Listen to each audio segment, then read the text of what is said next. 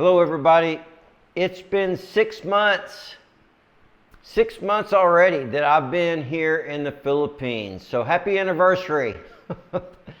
Anyway, I just wanted to sort of give you an update going from when I arrived up till now so you can see some of the things I've seen so far.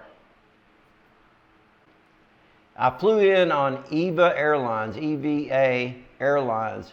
And I tell you, it was, when I booked all the flights from El Salvador to the Philippines, it's supposed to be a 31-hour day. It was a very, very long day, probably the longest I've spent traveling that I know of, that I can remember. But EVA Airlines, I sort of splurged and upgraded to the business class, and you can see in the video, it was great. It was nice. It made that really long flight very comfortable, and I had my new iPad with me, so I'd already downloaded movies and stuff, so I was good to go. I could watch movies. And after the long day, I arrived at Clark International Airport here in the Philippines, and it was a smooth process. And as soon as I arrived in the airport, one of the first things I did was get a eSIM card for my phone so I could have a Philippine phone number, and signed up with a local carrier for a phone plan. And try to knock out some of the basic things, right then. Of course, prior to coming here, just like I did in El Salvador, I made arrangements for a vehicle and a place to stay. I looked ahead, shopped around, and Gelos car rental seemed to be the best. And Stephen from Gelos picked me up at the airport in my little white Toyota car called Frosty. That's my new that's my new vehicle. And really good car. It's like brand new. He took me to where I was going to be staying, and it was the Grande residence here in Angeles City, Philippines. And it is a 15-story building. Has, I think, 2 or 3 pools, tennis court on top, restaurants. It's really nice, and it was a good place to go and stay. And during that time, I was able to do a lot of things. Yeah, while I was at Grande, I was able to explore the city a little bit, but one of the first priorities was to go to the PRA, which is the Philippine Retirement Authority, and that's where you get your visa. And I'll have a video on the whole process of getting the visa later on. But I started that process there. In El Salvador, I sort of wasted a little bit of time because I was so, wanted to see so much so quick. And I learned a good lesson. You need to get on that stuff and get it knocked out. Then you can enjoy the country you're in. But anyway, yeah, I went to the PRA, met some nice people there, got my permanent visa for the Philippines, so I'm a legal resident here. Also, while I was working on that, I also got my Filipino driver's license, and there'll be a video on that, but it wasn't too hard a process and it wasn't too expensive a process. But now I'm legal to drive here in the Philippines. Your U.S. license is only going to last for so long, and then if you do get stopped or you're in an accident, you need to have something more permanent to show the police officer. Another thing I did while I was at Grande, it was only for a month and a half that I was going to stay there. I got with a realtor named Gemma, and then with another new friend named Bricks, both in the real estate business. I was able to find a new home to move into. And we looked at a lot. I looked at a lot of homes, different levels and stuff, and I found this home. And it was brand new. It's in a gated subdivision. I'm the first person to live in it. It's sort of like a townhome, and I really do like it. And it's convenient to a lot of things. And added some personal touches, some art and different things like that to make it a little bit more homey. But yeah, I really enjoy it. It's nice to come home and relax. So during my 6 months here, I've made quite a few videos about the city that I'm staying in, about Subic Bay, about museums, about theme parks, which are pretty cool. Let's see, I've also done like price comparison videos on dollars to pesos. And also, just recently, I went to the Clark International Speedway, which I love cars, and it was an exhilarating experience, to say the least. Awesome cars, the facility is modern and up to date. Talked to some drivers, talked to some crew. It was a very fun day. And there will be a big video on that here in the future, but it's going to be like a two-parter because there is so much to see there.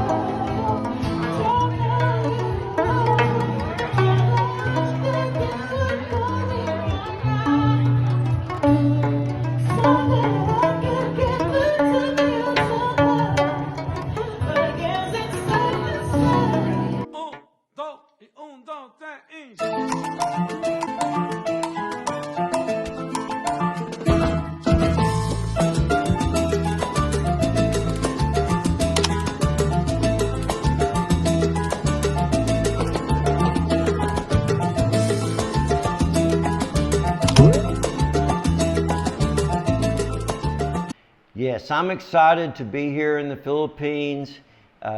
It's a welcome change. Everyone, just about 90%, speak English.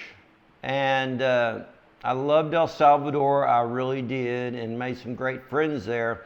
But Spanish was kicking my butt. If you're fluent in Spanish or you can pick it up real easily, no problem. But for me, a little bit more difficult.